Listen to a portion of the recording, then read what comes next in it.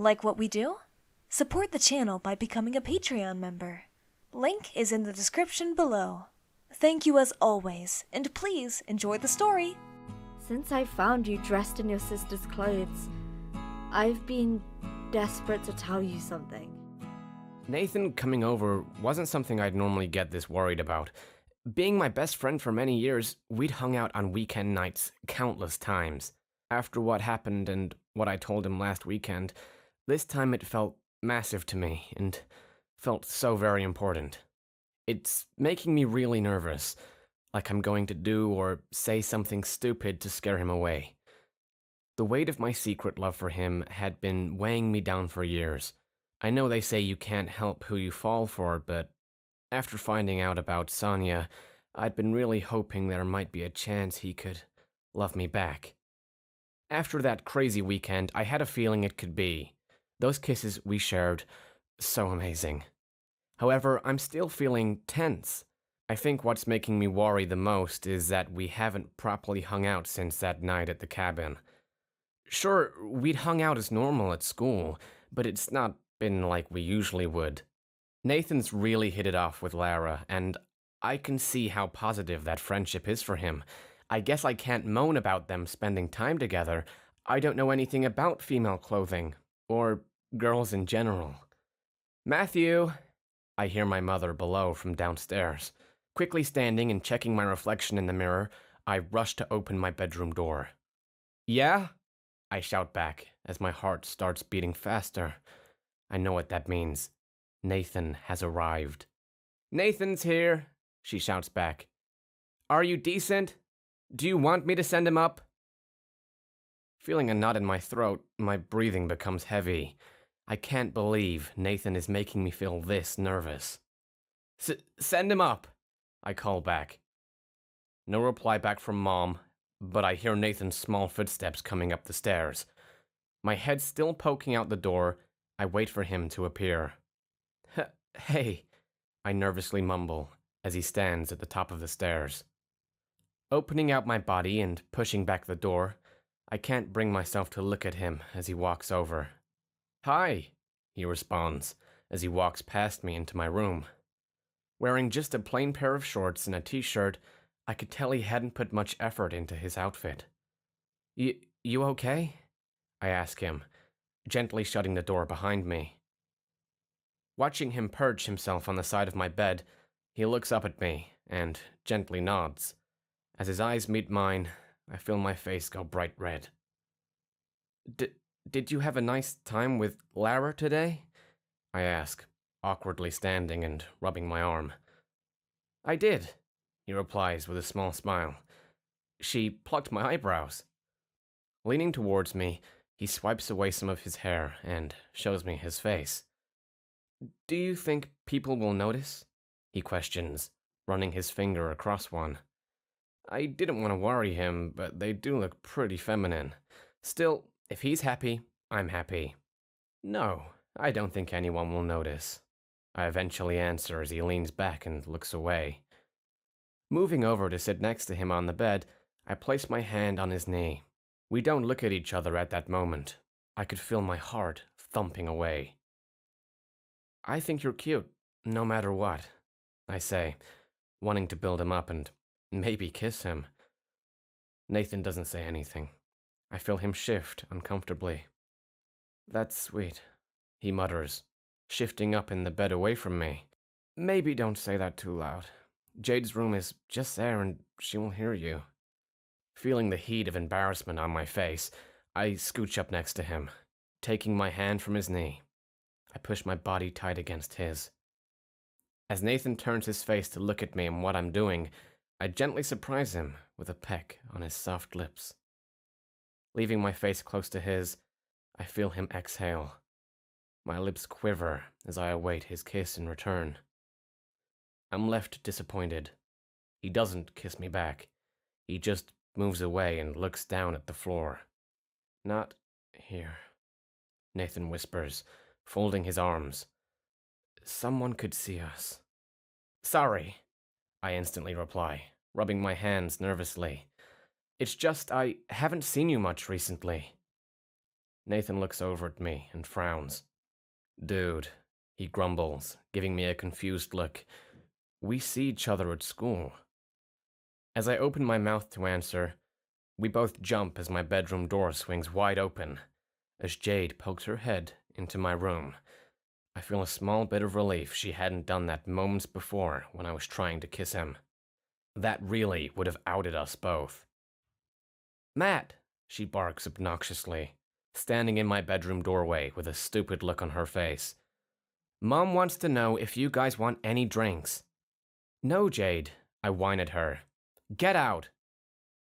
Fine, she huffs and turns to look at Nathan. What about you, Nathan? You're usually wanting to drink us clean out of soda. Do you not want anything? Giving my sister a dirty look, I look over at Nathan, who looks like Jade has just shot him. He seems petrified. Nathan, she asks again impatiently. No, he finally answers, talking at his feet. I'm okay, Jade. Thanks. Okay, Jade sarcastically replies, putting her hand on the door handle and giving me a stupid grin. Go away, Jade, I groan.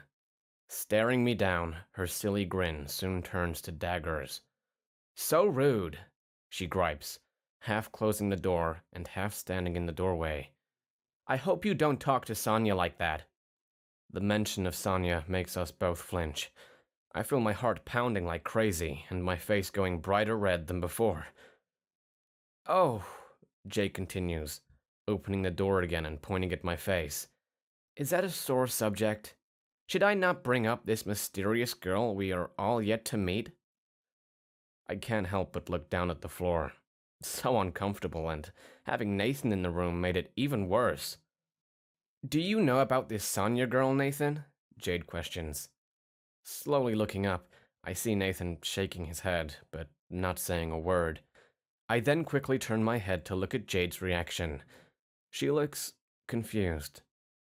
You guys are being weird tonight, she scoffs, flicking her hair back out of her eyes. Shouldn't you both be arguing about a video game or something by now? We don't have to be playing video games all the time, I answer, standing up from the bed and swiftly moving towards the door. Jade looks up at me and gives me a sarcastic smile. Putting my hand on the door, I start closing it. Jade fights back at first, but I overpower her. Eventually, she gives in and lets out a long sigh. Dork, she yells, as I shut the door on her. Brushing off my sister's bad attitude, I turn the lock on my door. Then looking back at Nathan with a nervous grin, I see he's still staring at his feet. Sorry about that, I say, moving back to sit next to him. I should go, Nathan then says, surprising me and making me instantly worried. As I sit next to him on the bed, I put my hands on his shoulder. He looks up at me for a second, before looking back down at the floor. His face is bright red. No, don't, I plea, moving close to him. What's the matter? He shuffles again and moves away. Nothing's wrong, he mumbles. Just feeling a little sick. Need me to get you anything?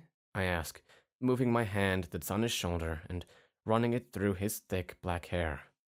After a moment or two, he looks up at me and gently smiles. His sudden smile makes me feel a little more at ease. You gonna stay and watch a film with me then? I bashfully ask, still holding my hand in his hair. He gently nods and smiles. Cool, I cheer, feeling the fear of rejection washing away. Taking my hand out of his hair, I grab the TV remote. Switching on my TV, I move up on my bed and lay down with enough room for him to lay next to me. Want a cuddle? I ask him, patting the bed. The door lock's on. No one will see. As I get comfortable on the bed, I watch him think over what I'd just said. To my relief, he awkwardly climbs over me and lays down next to me. Putting his head onto my chest, I throw my arms around him and pull him in close. I feel myself getting excited as I look down at the two of us together. I'd wanted this for so long. What film? Nathan asks, moving his head around on my chest to get comfortable. Turning on a streaming service, I flick to a film I know he likes. Perfect, Nathan says, as I press play. The film starts to play and my heart rate finally slows down. After about 30 minutes, I'm super relaxed.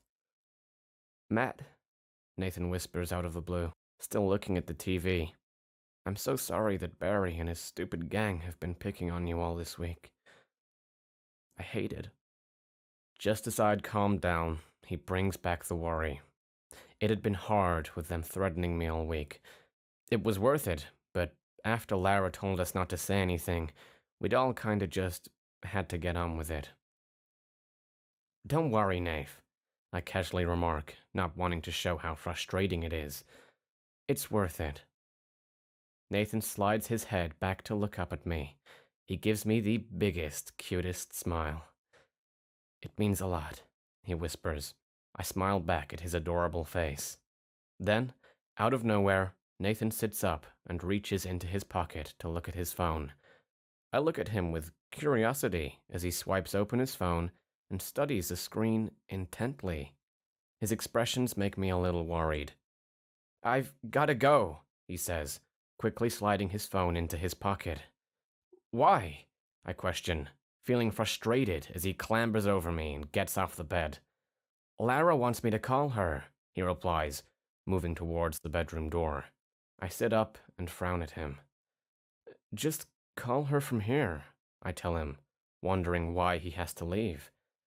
"I don't want to, Matt," he answers, shaking his head. What can he say to her in front of me? Why does she get more attention now than me? "Why not?" I ask, hiding my true feelings from him. "Is this about me?